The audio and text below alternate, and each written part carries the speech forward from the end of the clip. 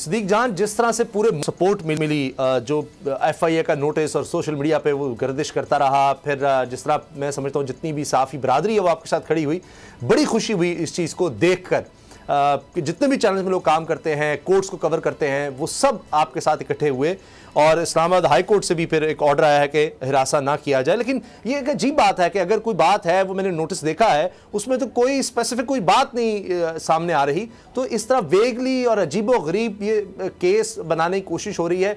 क्या इस पर आपकी वकला से क्या बात हुई है, आगे का लाहेमल क्या है? देखिए उसामा भाई, परसों रात को एक मेहरबान है और उन्होंने मुझे कॉल की और बताया कि FIA जो है वो मुझे अरेस्ट करने वाली है। तो मुझे उन्होंने कहा कि आप ज़रा कहीं साइड पर चले जाएं और आप अपनी लोकेशन चेंज कर लें। मैं उस वक्त ऑफिस में ही बोल मौजूद था, ऑफिस के सामने ही। तो खैर मैं थोड़ा सा एक्टिव हो गया, मैंने कहा चलें देखते हैं। तो मैंने थोड़ा सा जो अपनी मूवमेंट है उसको महदूद किया और कल सुबह जो है फिर हम इंतज़ार में थे। फिर जब वो सोशल मीडिया पे भी रात को एक बात आ गई, ज़ाहिर है वो मुख्तलिफ जगहों से बात निकली तो सोशल मीडिया पे भी आ गई। तो कल मुझे सुबह ही मियां अली इशफाक साहब ने, बल्कि मुझे बाद में उन्होंने फ़ोन किया, उनकी टीम ने, उन्होंने अपनी टीम को पहले फ़ोन कर दिया और कहा कि आप एक पेटिशन तैयार कर लें ताकि अदालत से आप रजू करें और हम सदीक जान के लिए अदालत में जाएंगे और अदालत में जाकर और पुलिस FIA से पूछेंगे कि कहाँ FIR को दर्ज की गई है, क्योंकि ये नहीं पता था कि FIA ने की है, कोई FIR दर्ज की है, पुलिस ने की है, इस्लामाबाद में हुई है, रावलपिंडी में हुई है, लाहौर में, कुछ भी पता नहीं था। तो हम इंतज़ार करते रह गए। तो कल जब इमरान खान साहब का तोशाखाना केस चल रहा था तो उस वक्त जो है वो मुझे एक दोस्त ने एक नोटिस भेजा। उन्होंने कहा कि मेरे तक ये नोटिस पहुंचा है कि ये आपके नाम का एक नोटिस जो है वो जारी हुआ है और ये 20 फरवरी का नोटिस है। 24 फरवरी को तारीख लिखी हुई है कि पेश हो, लेकिन मुझे आज तक ये नोटिस नहीं मिला। और ये इसी तरह से हम बदनीयती देख रहे हैं कि नोटिस जो है वो पिछली तारीखों में इसलिए तैयार किए जाते हैं कि ताकि ये दिखाया जा सके कि हम इसको बुला रहे हैं और ये आ नहीं रहा। मुझे आज तक वो नोटिस नहीं मिला और आज जो अदालत से रजू किया गया है, और ये भी आपको बता दूं कि उसके बाद जब मैं कोर्ट में रिपोर्टिंग के लिए मौजूद था तो वहाँ तक कुछ लोग जो है वो आहत अदालत के अंदर आ गए, कुछ लोग आहत अदालत के बाहर मौजूद थे, अदालत के बाहर मौजूद थे। तो फिर ज़रा हमने फिर साकिब बशीर साहब और वहाँ जो हमारे Islamabad high court reporters association के दोस्त हैं, एहतशाम कियानी साहब और दीगर, वो एक्टिव हुए और फिर कल ही जो है वो एप्लीकेशन जमा कराई, पेटिशन जो है वो जमा कराई। आज उसके ऊपर समाअत हुई है। Chief justice Islamabad high court Aamir Farooq साहब ने FIA को और पुलिस को नोटिस किया है और उनसे पूछा है कि वो रिकॉर्ड दें जितनी भी मेरे ऊपर अगर कोई FIRs हैं, कोई तहकीकात चल रही हैं, कोई एप्लीकेशन है मेरे खिलाफ। क्योंकि उसकी वजह यह है कि मैंने उसी वक्त कहा था जब मुझे पता चला, मैंने कहा जी मुझे नोटिस दें, मुझे बुलाएं, जिस चीज़ का आपको जवाब चाहिए मैं जवाब देने के लिए तैयार हूँ। कोई भी कानून से बालातर नहीं है, हर एक जवाब दे है कानून को। अगर मेरे ऊपर कोई एलिगेशन है मैं उसके जवाब दूंगा, लेकिन ये नहीं है कि आप वो जो नोटिस सामने आया है उसमें लिखें कि मेरे ट्वीट्स जो है वो एंटी पाकिस्तान है, एंटी स्टेट है और स्टेट जो है वो मेरे खिलाफ कंप्लेनेंट बन गई है कि रियासत को जो है वो मुझसे खतरा है। ये तो ऐसे गद्दारी और पता नहीं बगावत और इसके सर्टिफिकेट बांट रहे हैं।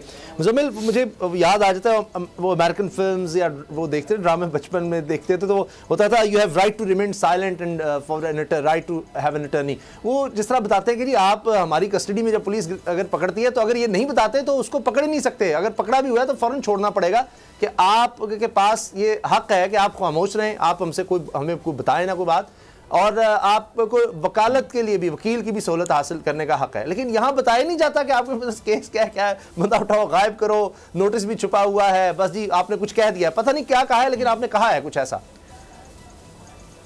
उसामा साहब आप ही रह गए हैं, मेरा ख्याल है बाकी सबको तो आ चुका है नोटिस। लेकिन खैर जहाँ तक बात इस सारे मामले की है तो सेडिशन के जो लॉज पाकिस्तान के अंदर बने हुए हैं, अगर इसकी तारीख हम पढ़ें तो ये ब्रिटिश कॉलोनियलिज्म के टाइम के तमाम लॉज हैं। उसकी वजह यह है कि बैनुल अक़वामी तसल्लुत जो ब्रिटिश एम्पायर का था वो बड़े सेंसिटिव थे तनकीद को लेकर, और वो हमेशा ऐसी लेजिस्लेशन करते थे जिससे उनका जो रूल था यहाँ पर वो कहीं एंडेंजर ना हो जाए, उसको ख़तरा ना हो जाए।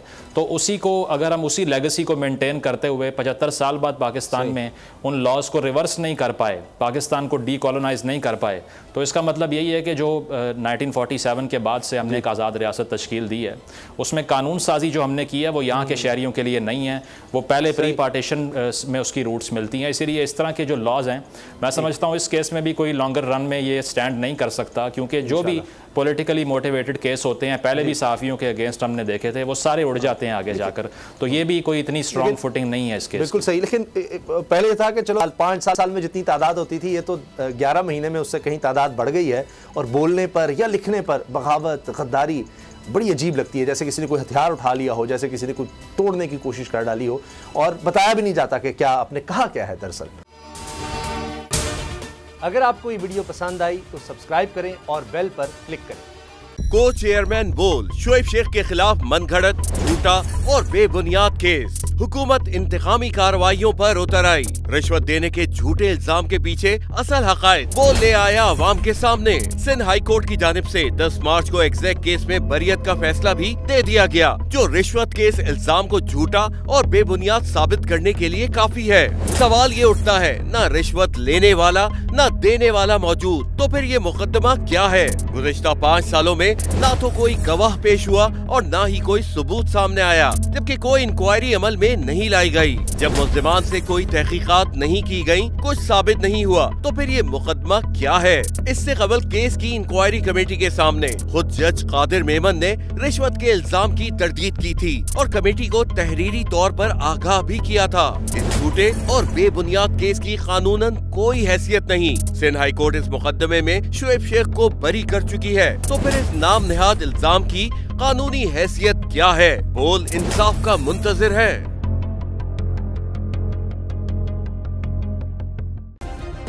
सब्सक्राइब करें और बेल दबाएं ताकि कोई खबर रह न जाए।